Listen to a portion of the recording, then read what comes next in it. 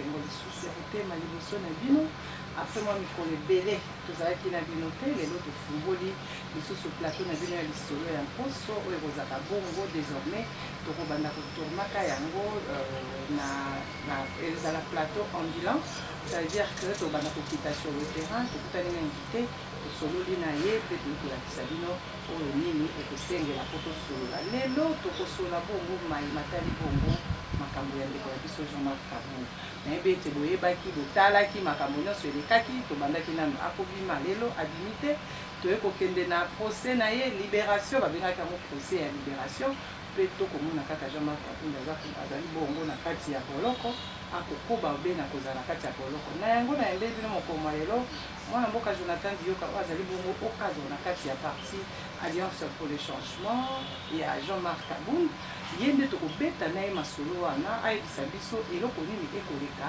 spécialement na moment oyo na makambo etali bongo procès ya Jean-Marc Kabund na yembi yo ndeko Jonathan esengo ezali mpona biso na bayanzi ya émission oyo ya koyamba lisusu na plateau oyo yo nde na moment oyo toza na ozala bouche autorisée ya Alliance pour le changement mpo tobeta na moma masolo oyo ya makambo etali bongo affaire Jean-Marc Kabund toyokaki mpona kozonga mwa nsima moke toyokaki te Jean-Marc Kabund akobima lelo toke totondani biso nyonso na bacaméraman na biso totonda likolo na makala na prison ya makala tomonaki ete ndeko Jean-Marc Kabund pelali azimi esu te sili bongo te ekokende lisusu na procès tomona suite moko ezozala ete biso na biso ezaka na olima oyo ya dans 15 minutes. Bon, c'est qu'il faut tout lier d'abord le cadre de la situation du président national Jean-Marc Kabund, déjà que le procès est un procès politique. La situation à détention est exactement politique. Et on dit ça politique parce que ça l'est mis la dengue par rapport à Makambo et Tali, mingi politique. Banzi voyez que le président Jean-Marc Kabund est un candidat à la présidentielle, aux élections présidentielles en 2023. Il y a comme on a implémenté vision, il y a la fondation de l'État. Bon, au pays, c'est ici, Moussou Souté, au pays, ça va candidat. Sauf que Moussou soit là, candidat, 8 ans, il y a gestion. Mon ami la miso et population à ça près il y a coupé sa parole sous ce champ cité. Alors challenger au azobi maloko la donc azobi maloko la moi menace pour la bango doit trouver moyen pour l'écarter. C'est ce qui explique que depuis plus d'une année le président Jean-Marc Kabund a carrément la prison locale. Effectivement, il faut toujours l'information, on a ça dans la vérité. C'est commune parce que tu as dit que depuis Akangama a dit à mon côté, ouais, Maroka. Après la Simanango, elle va fixer. Donc, une année après, on a vécu le scandale avec Didier Chimanda. Non, maintenant, une année après, on a vécu le scandale avec Didier Chimanda. Donc on a qui du ce que Makambo il y a le bas de quand il disait qu'il y avait des sommes sonnantes et trébuchantes. Ça veut dire bongo moko yoki angona nuboye na butu et puis sur passe bongo moko boye omoni yango boye ko ici yo les autres Makambo balobaki déjà on a vu ça avec les scandales qui sont publics après c'est que vous voyez ça le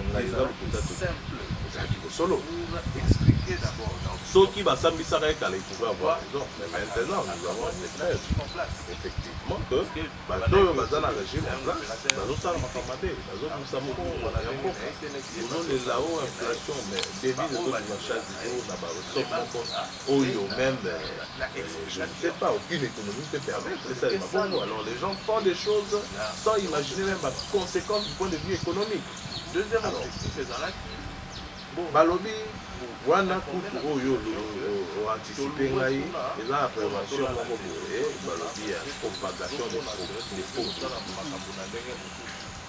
na mobeko na mboka mpona balobaka oyo eza propagation des faux infraction wana il y a des préalables et elakisi ke makambo ya alobaki bayo alobaki d'abord à la base ezala ya lokuta na nsima nango il faut soki alobi yango bongo et créer des ordres ntango alobaka tomona des ordres te na mboka nakala bakoka koloba eza lokuta mais moi maintenant aujourd'hui nazopesa bino exemple ya Didier Tshimanga. Est-ce que eza lokuta te? Vous comprenez que azalaki na avance mosika par rapport à biso ebele ntango abandaki koyebisa biso ezalaki kofongola biso mpe miso tokomprenaki te mais au fur et à mesure tozocomprendre na makambo ezoleka ntango abandaki koloba que union sacrée pour la nation balingi basala baélection mpona bazwa majorité écrasante banda ondima te mais lelo ntango tozoobserve processus électoral ondenge osalema vous comprenez que tobandi kopesa ye raison chaque fois qu'on avance on lui donne raison.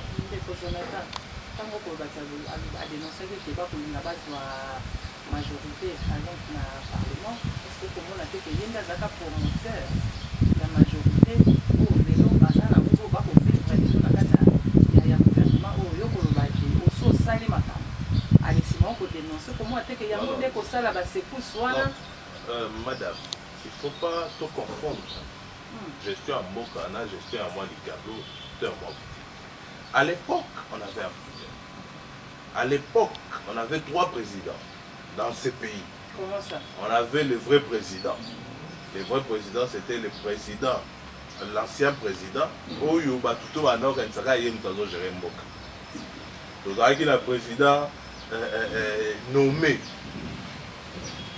Oyo aza en place. Et puis tozalaki na président élu. Oyo abimaki ya opposition Martin Fayulu. Non, Nazo expliqué, ce que je dis, ce n'est pas institutionnel. Mais Nazo expliqué, donc tout le monde se réclamait un peu être président. Antoine Tshilombo, il est nommé, le président nommé. Balobi ke ndeko Kabila, il est un vrai président. Côté au fait, le président élu, les commentaires Fayulu. On était dans une situation où tout le monde comprend que les autres étaient. Tout le monde a fait sa meeting, il a dirigé Mboka. Il y a Antoine Tshilombo, allez là, non, alors il fallait les libérer, il fallait libérer le pouvoir. Tant que FCC n'a Calabazo organisé congrès pour n'avoir d'échoir. Qui s'est opposé? N'est-ce pas le président Kaboun? Balinga Kabalongola et en tant que président de la République, ça allait être la première de l'histoire pour la mission. Mais quand Kaboun a son tour, vous comprenez? Tout à la condition compliquée de 3 personnes qui se réclament la présidence et on ne pouvait pas savoir. Chaque fois, ça devient la chose. Alors, le FCC a décidé la coopération. Chaque fois, ça n'est pas.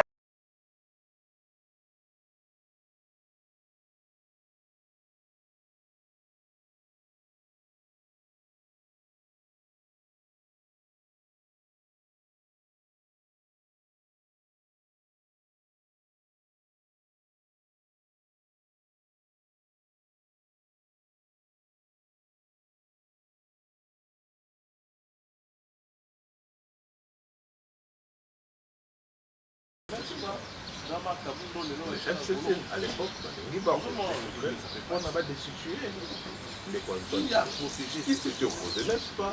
Jean-Marc Kabundo, il y avait l'envie d'abord de libérer le pouvoir et puis tout implanter vision interne. Donc bon, moi je n'étais pas avec l'époque, mais pas implanter vision à Bango au état des droits, na la bonne gouvernance.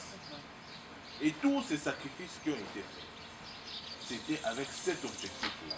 L'objectif FCC a d'autres chabiso singana loketo, singana lokolo, to si la nana bango, comme ça tous a la possibilité à refaire la peuple. Et les sacrifices, les risques au président Jean-Marc Kabounda, Zoka Zalaka Bongo, pour être, balongo na minyololo bazaki nango, baeba, pour ça la moka. Il a fait tout ce qu'il pouvait faire. pour garantir pouvoir aux États. Mais ce pouvoir est comme il y a place. Le FCC azaki ennemi, baché pembeni, oh boy. Botiga libino na bino. Oh, botiga libino na bino pour na koyiba mboka. Vous comprenez? Il a dit une fois qu'il était chantre de la préservation du pouvoir par l'IDPS jusqu'au retour de Jésus. Mais pas par des mécanismes frauduleux. Il faudrait être par des voies démocratiques. Parce que, vous savez, madame, l'IDPS, Togo, l'Inde, tout, mais sauf le pari de la démocratie. Parce que, je vous rappelle encore que nos plaies saignent encore. Je vous rappelle encore que les gens ont perdu la vie. Je vous rappelle encore que Thérèse Kapanga Lakufa, Rossi Mukendekenda, pour cet avènement, 37 ans de lutte, madame, imaginez, les répressions, combien de personnes vont souffrir? Si vous avez beaucoup de dialogue, moi, groupuscule, moi, bateau, c'est ce qui était d'abord à la base, il y a rupture. Vous comprenez le but? Parce que papa va kende, alors va qui le peuple d'abord. Le peuple d'abord, il y a un mot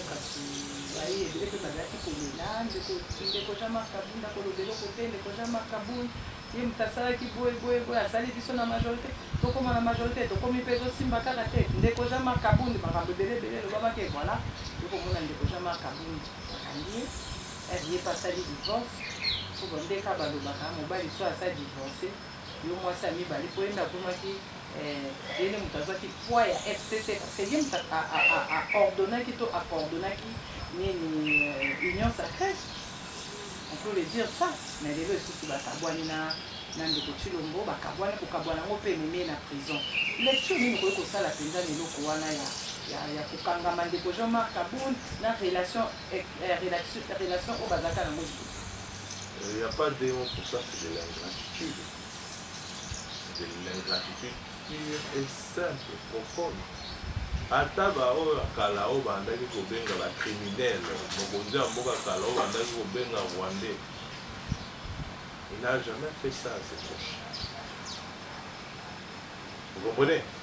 C'est l'ingratitude à un terme très extrême. Mais ndeko Jonathan koyeba ke mokonzi ata moninga na basakana.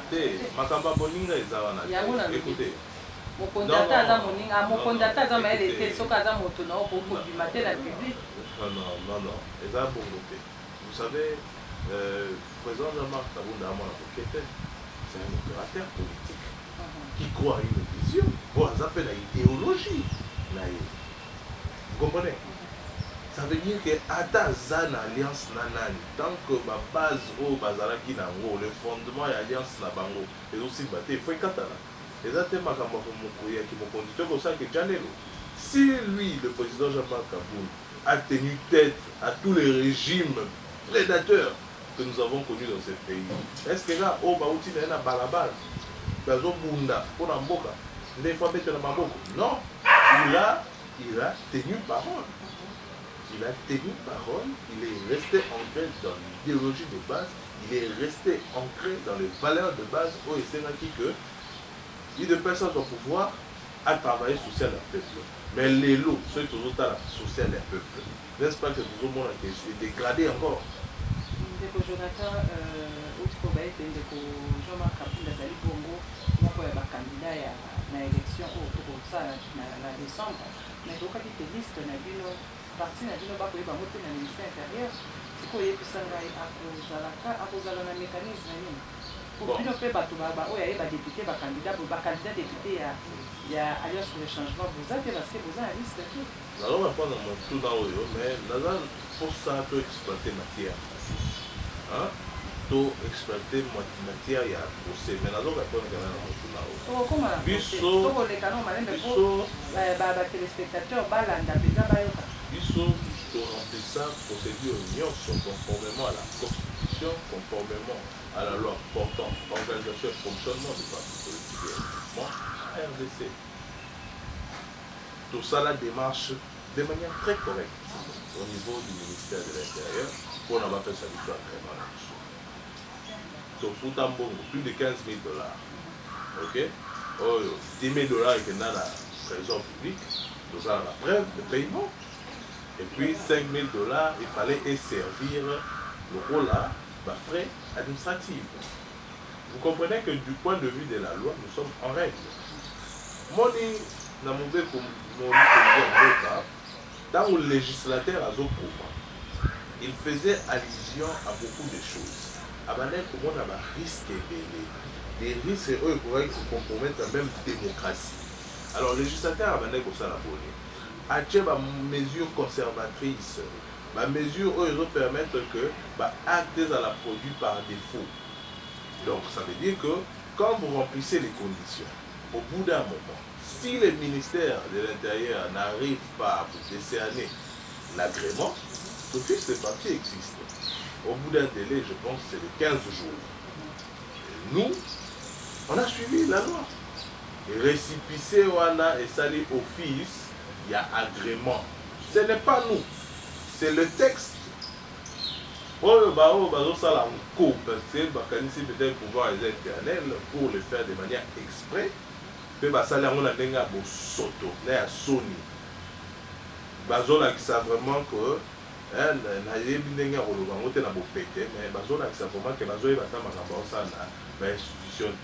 est-ce que ça rôle il y a ministre de l'Intérieur, il y a routine de la liste directement la CENI? Est-ce que c'est ça les marabouts? Non, la loi est claire. Ils doivent lire.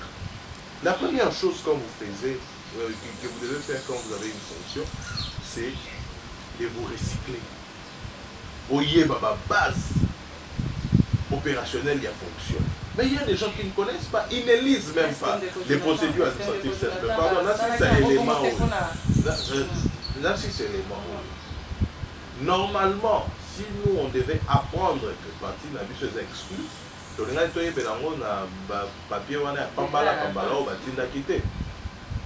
Papier, on a un journal officiel, c'est le journal officiel en publiant les listes, il y a un temps de recours, etc., pour que les partis se conforment. Déjà dans la liste, il y a des partis qui doivent figurer. Parti, on va créer 2 mois, 3 mois, ils ont une carte, ils ont une adresse physique.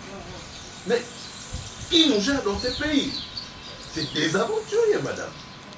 Donc, il y a un ministre de l'Intérieur, tu es dans ton bureau, aux yeux liste mon rebrouillé, ils ont un sens et tu le sais. Mais aux yeux, mais c'est un manque de sérieux profond. Les Ezobomaboka. Ndeko Jonathan, est-ce que manège voilà nous faisait quitter pour écarter Ndeko Jean-Marc Kabund parce que déjà ndenge to banda qui to moni qui est premier sorti médiatique à comment qui bongo à dénoncer qui makambo ko likana mboka comment qui déjà après wana baté na boloko bazeli ba ko faire les sous ba ko lomola sous parti na o bazaki bongo ba remplissa qui seuil ya kozala candidat ya ba candidat nyonso qui ya parti politique.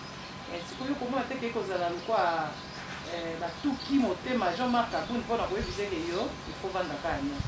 On va ça sauter parce que tant le président Jean-Marc Kabund a pris décision ya kokabwana. Lui qui pouvait être considéré même comme le numéro 2 de ce pouvoir. À l'obité na lungwe parce que tu aucun n'a pas voté. Papa loba qui le peuple d'abord.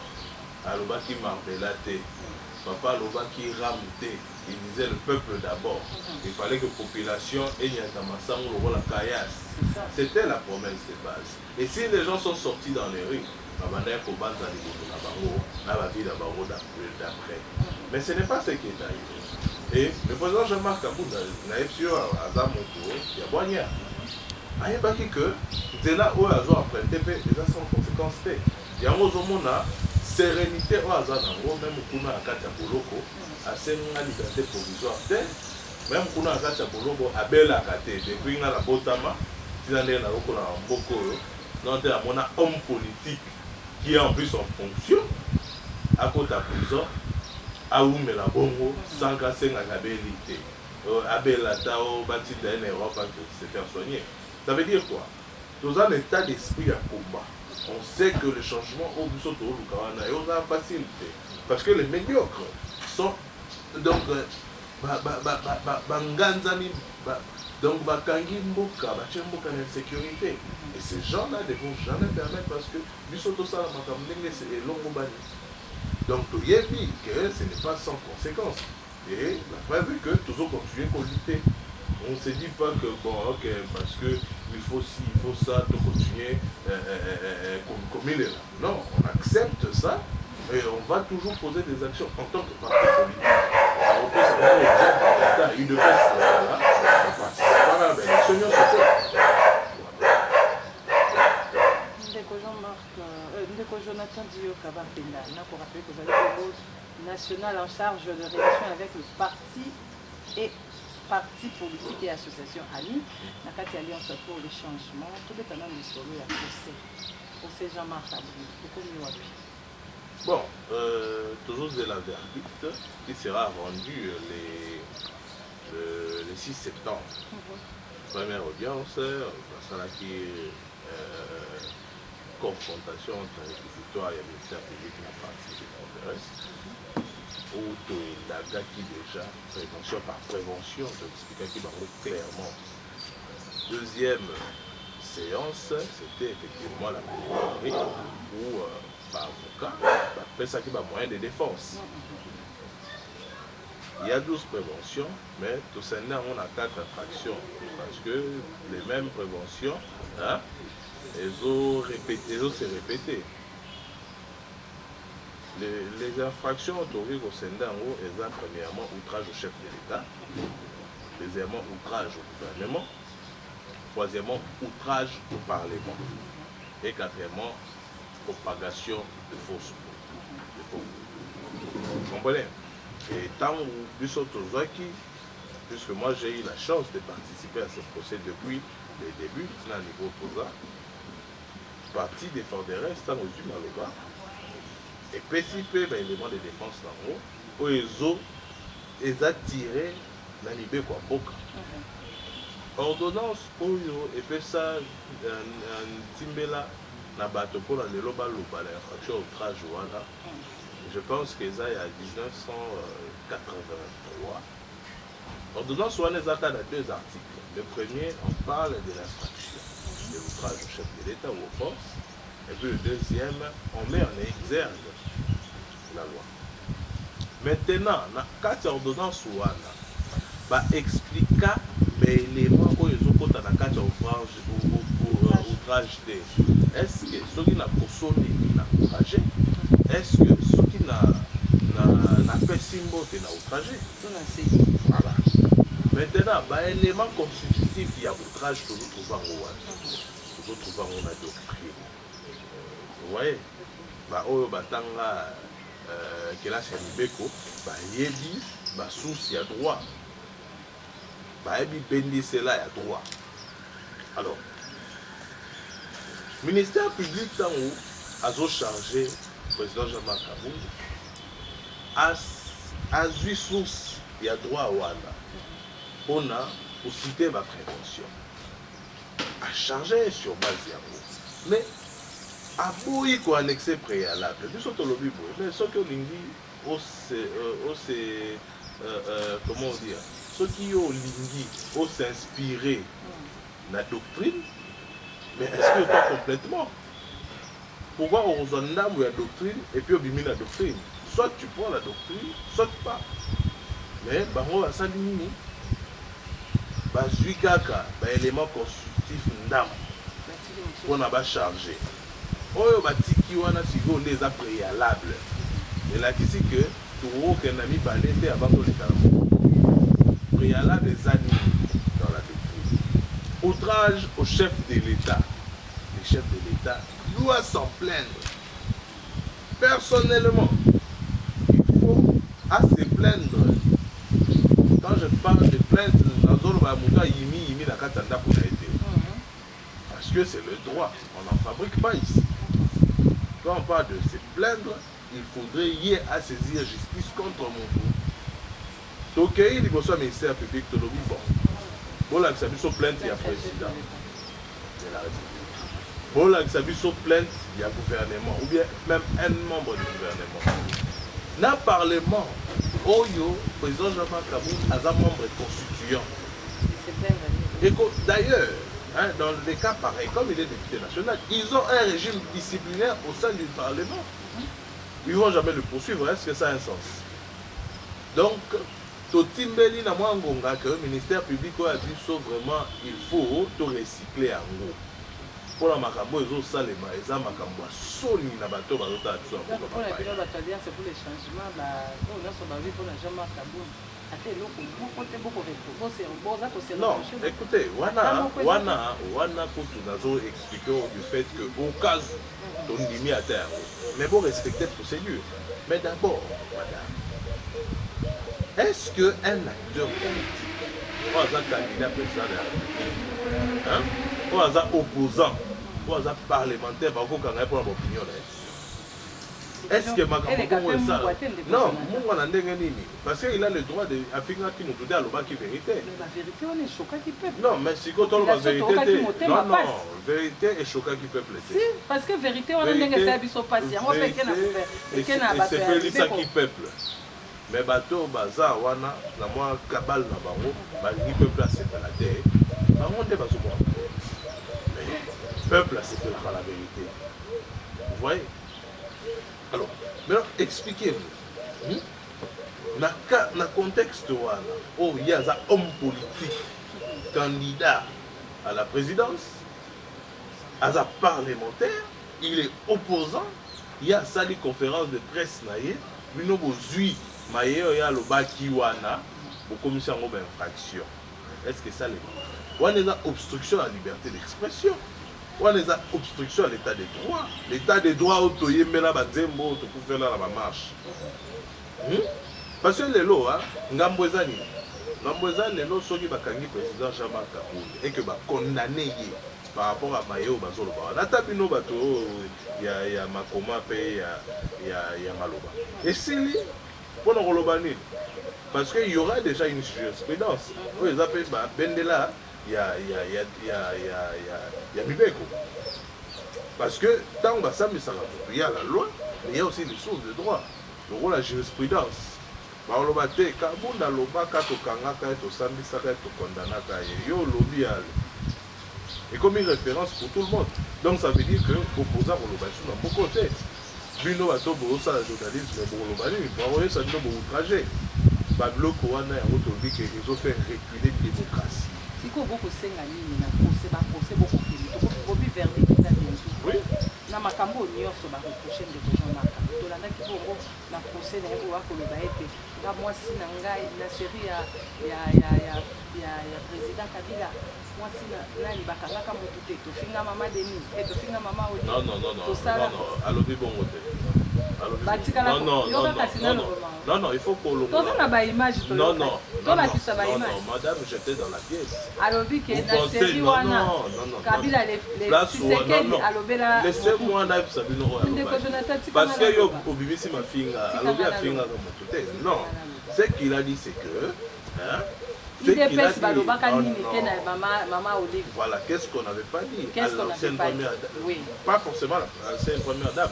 Il dit que qu'est-ce que monsieur Antoine Tshilombo, l'actuel président, n'a pas dit du pouvoir. Il est allé même plus loin, à traiter Mobutu Tonton de fou.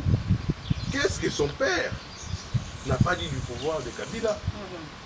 Lui-même qui posait des actes au Bakutu, atteinte à la sûreté de l'État, ou à la population pour Kangelanga, amenez-moi ces garçons-là de côté. On a tentative à coup d'État. Et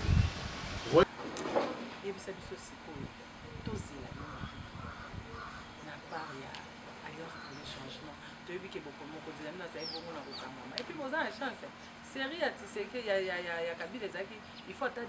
Ceux qui m'ont continué à IDPS, il faut attendre 12 membres à terre, donc il faut dire aussi que la loi aussi est au salama. Et donc elle est en malam. Parce que parce que les Jonathan, Tolo Banan, Tokende, Tolo Ndeko Kabund, Azana Kata prison. C'est vrai procès n'est pas comme la verdict comme na suka mais beaucoup les canaba TV beaucoup les canaba TV beaucoup ça veut dire moi je me dis que besoin qu'on s'exprimer personne n'a quoi inquiéter jusque là moto azoinquiété bino te.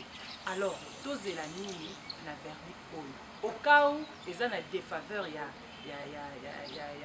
Deko Jean-Marc Abouna parti na ye. Qu'est-ce qu'on peut attendre du parti de Jean-Marc Abouna? Merci ou un appel à la colère ou comment? Qu'est-ce qu'on peut attendre? Bon, que l'UDPS n'a pas dit ces choses. Mais ils regardaient, non, ce sont des acteurs politiques. C'est ça leur rôle. Si l'opposition ne peut plus critiquer le pouvoir en place, toi tu as ça bilan. Parce que la population mise,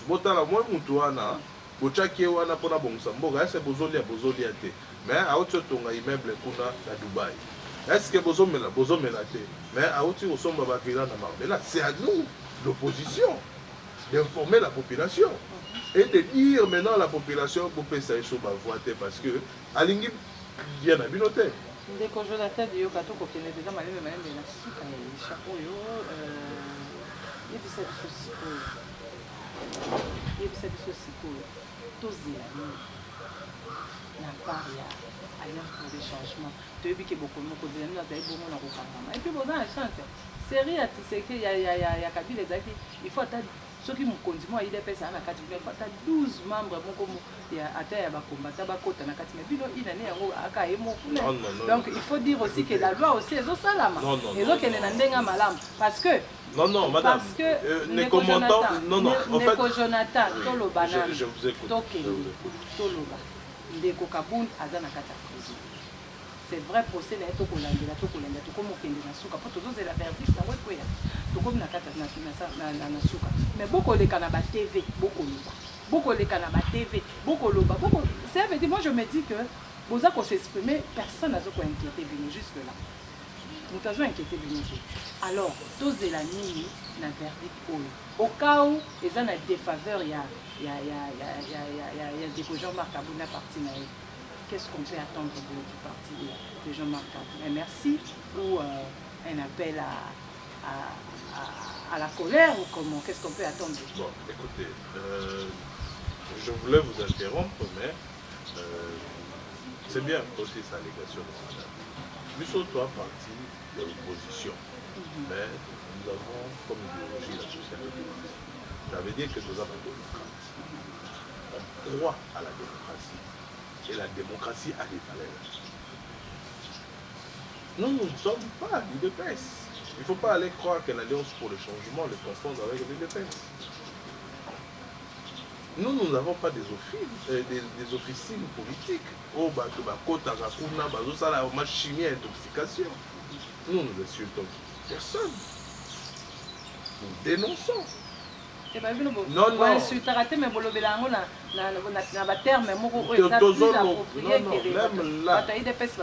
là, quand je dis que le ministère de l'Intérieur ne fait pas bien son travail parce qu'il a laissé voir son incompétence, procédure c'est la loi électorale qui prévoit toutes ces démarches-là.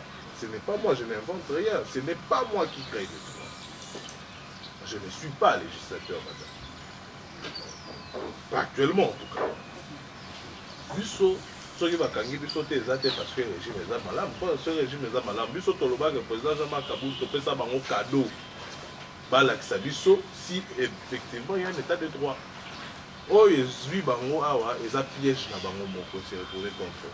Ils veulent le condamner, mais pourquoi vous allez les condamner? Même papa est juge de cassation, parce qu'ils ont un rôle pédagogique.